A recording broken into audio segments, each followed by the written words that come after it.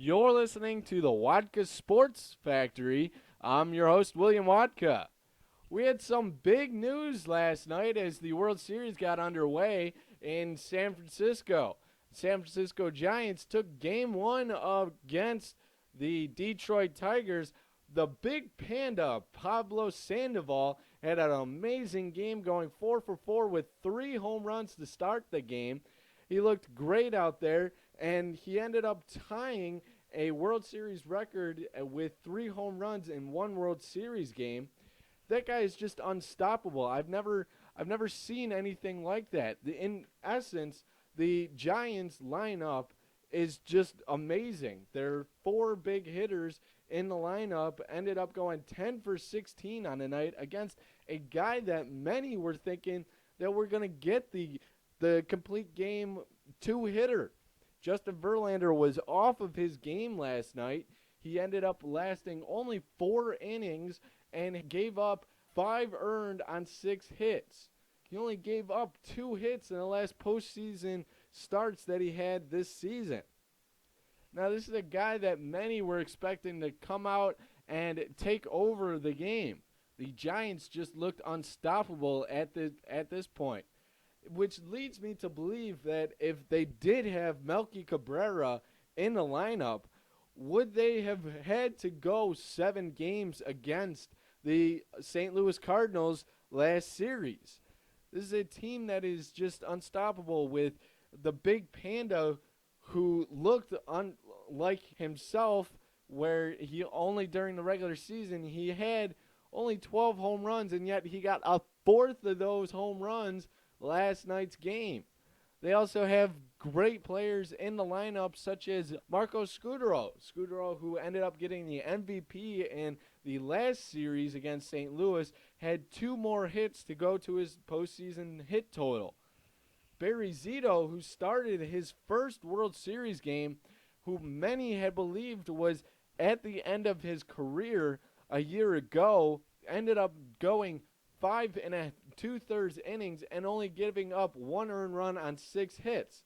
This is a guy that signed a big 6-year contract with San Francisco a couple seasons ago, and after playing so many seasons with Oakland, people had thought that they had seen the best of Barry Zito when he was with Oakland.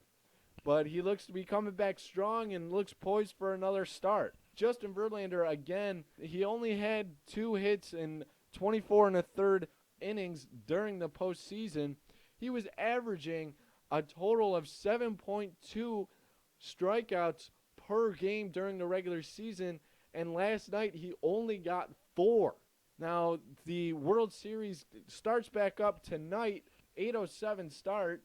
It's going to be Fister versus Baumgartner. Fister for the Tigers. You would think that this is, again, a 1-2 punch for Detroit, but I'm not sure if they are going to be able to handle the San Francisco lineup. Fister, who has already started 2 postseason games this season, only gave up 2 hits on 13 1/3 innings pitched. He did last 6 innings in one game and did not record a single hit against him. On the other hand, it looks like this would be the game for Detroit that they could possibly get back into this series and go back to Detroit for a Game 3 with some momentum. They are facing a pitcher in Baumgartner who has lost his last 2 postseason starts. You will remember that his last start, he only lasted just under 5 innings. He gave up 6 runs on 8 hits. That was against the St. Louis Cardinals in that big game where they came back from being down in what was a spectacular game. I believe that was Game 3 of last series. Now, when looking at this series, when the team wins Game 1 of the World Series, they are 63% in favor of winning the World Series.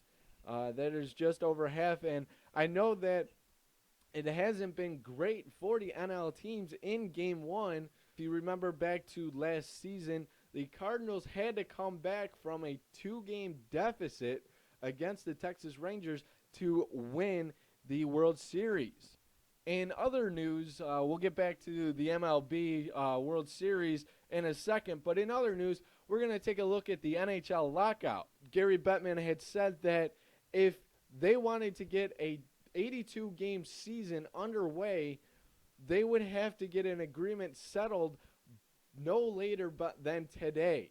Now, as trade talks and everything gets set, Gary Bettman did come out and release a statement during a press conference yesterday where he was unveiling that the New York Islanders would be moving in 2015. We'll talk about that later on. But Gary Bettman had said that getting a deal done by Thursday does not look like a reality.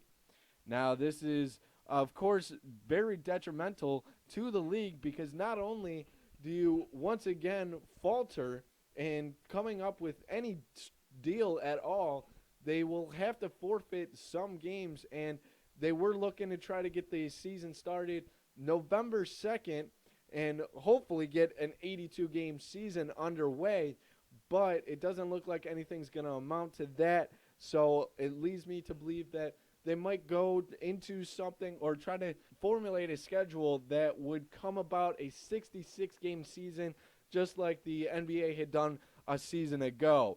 Now, in the talks, it doesn't look like anything is faring up for both sides. I know Gary Bettman has been very vocal about his opinion about the way the NHLPA has been formulating their plans, things of that nature. But it doesn't look really great for NHL fans in the next probably 2 to 3 weeks if there are no further talks.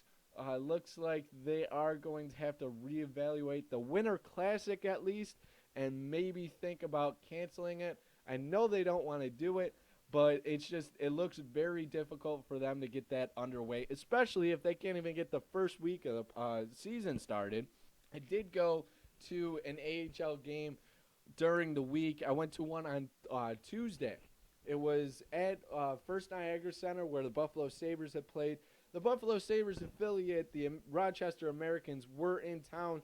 They did schedule this to try to get a better fan base and also just to give fans a chance to see some of the Buffalo Sabres prospects that will be playing for them in the near future. They were playing the Hamilton Bulldogs in a game where Rochester came out on top 3-1.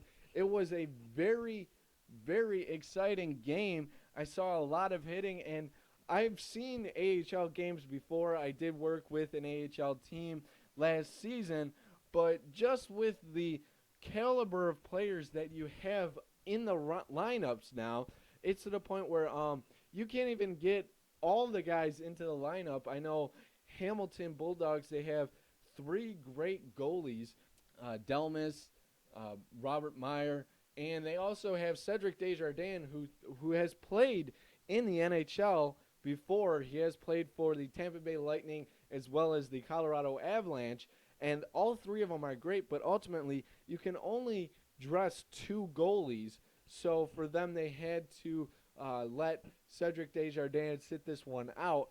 So Delmas did start the game and finish it, but again, he gave up 3 goals, and it was very exciting. I saw Zemgus Girgensson, who was a top-notch first-round draft pick for the Buffalo Sabres. I believe he was picked 11th overall, something like that, 11th or 12th.